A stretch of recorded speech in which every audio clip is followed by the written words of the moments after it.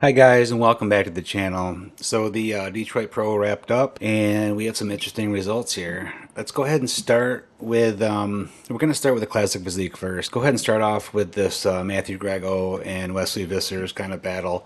These two were really close. I mean, Matthew looked really sharp, and so did Wesley. He definitely came back, and redeemed himself, if you will, from the Arnold Classic. But Matthew and some of these shots, like this shot right here, I like how I'm becoming more appreciative of seeing that quad sweep from some of these guys from the back. If you look at Wesley, he's so dominant up above, but yet from below, he just doesn't have that quad sweep. I mean, it takes thickness and density that Matthew has that Wesley just doesn't quite have. So it just kind of depends how you want to judge that and how much you want to weigh in on that top. Because the top part of Wesley is so dominant. He's so wide. He looks so good. Super classic. But the lower half, it's just sometimes from the back looks a little undersized. But Matthew looked great here. I was kind of going back and forth when I was watching this live stream, which, by the way, Fuad streamed this on his YouTube channel, which was really cool to see.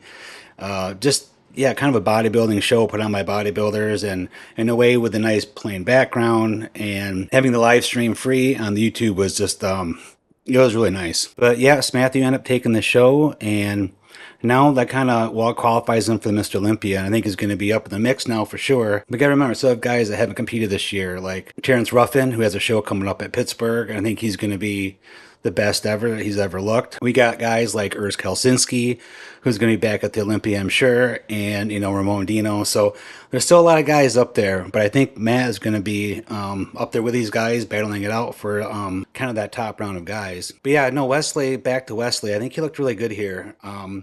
He looked so much fuller. His legs are fuller, which is good to see. When he comes in a little bit flat, when his legs come in specifically a little bit flat, he can't afford to lose any size there. It just kind of throws off his whole balance.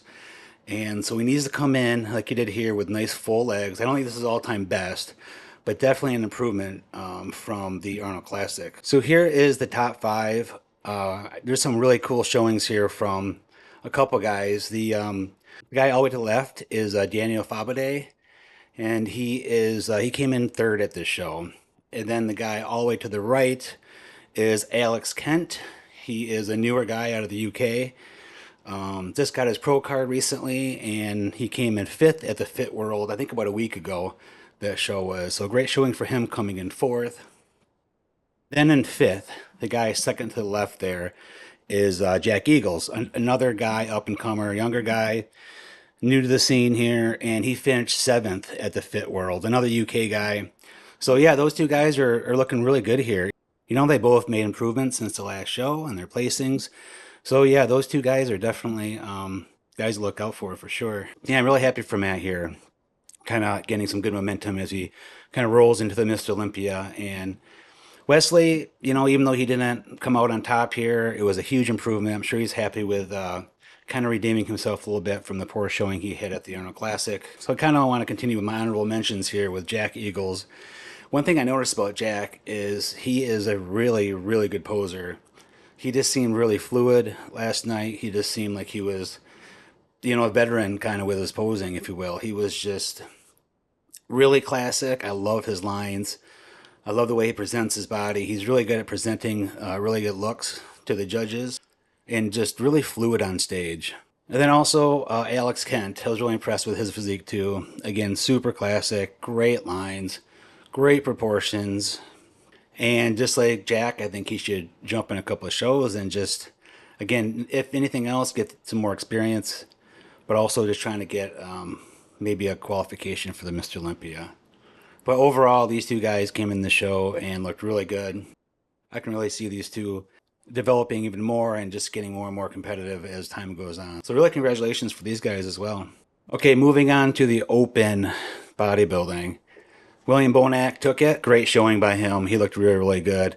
One thing about William, I think he's kind of underrated in his posing. He looked really good in his posing. He had a great posing routine. Looked really good. He looks big. He looks sharp. And he just always comes in shape. I think he's like 42, 41, 42, something like that. And he just keeps going. He keeps going and killing it. He has some really cool things to say after the show. And just kind of, thanking his family and his wife for all the support. Because, he's a family guy and he's still out there, later in life. And he's winning shows still, so he kind of revived his physique, I think, here and looked really good. So Sal Serrati came in second. He's the guy all the way to the right. He came in looking really big, really sharp, especially in his legs. Really sharp. His legs looked really good. A lot of feathering, and just looked really good in the quads. Like this shot right here just looks really good. He's got a great shape. I think overall, most people were pretty impressed by what they saw by Sal Serrati. Then moving on to James Hollingshead, who came in third at this show. He looked pretty good, honestly. The only thing is his midsection was pretty distracting, I have to admit. I don't know what it was, but it has some kind of filmy midsection. It looked a little watery, and I don't know. I seem like some shots I could barely even see his ab development. So other than the midsection, though, he looked pretty good.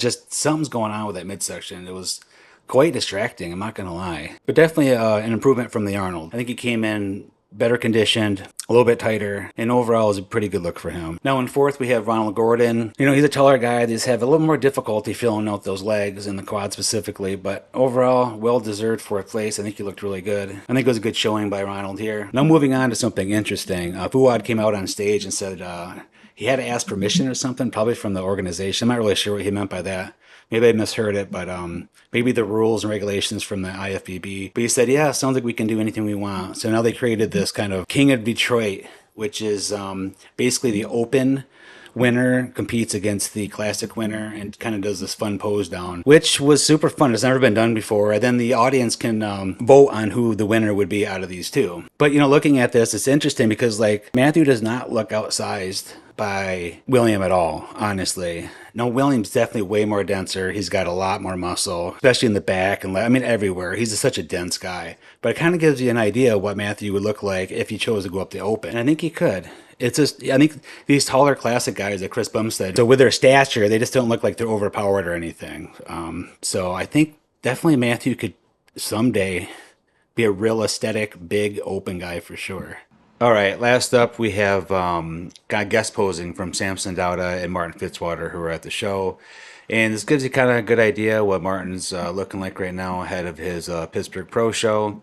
And yeah, he's probably on track. I mean, it looks like he's getting pretty leaned out here. So I'm looking forward to Pittsburgh Pro. I think a lot of fans are excited about that. It's going to be a killer lineup, and we got a lot of big players there, and it's going to be super exciting. So let me know below, where do you think Matthew's going to place this year at Mr. Olympia? You think he's going to crack that top 6? Or you think he's going to be just outside of that? Let me know below. And if you like this type of content, please give it a thumbs up. Please subscribe. It means a lot to me growing this channel. And as always, thank you so much for watching, and I'll catch you on the next one.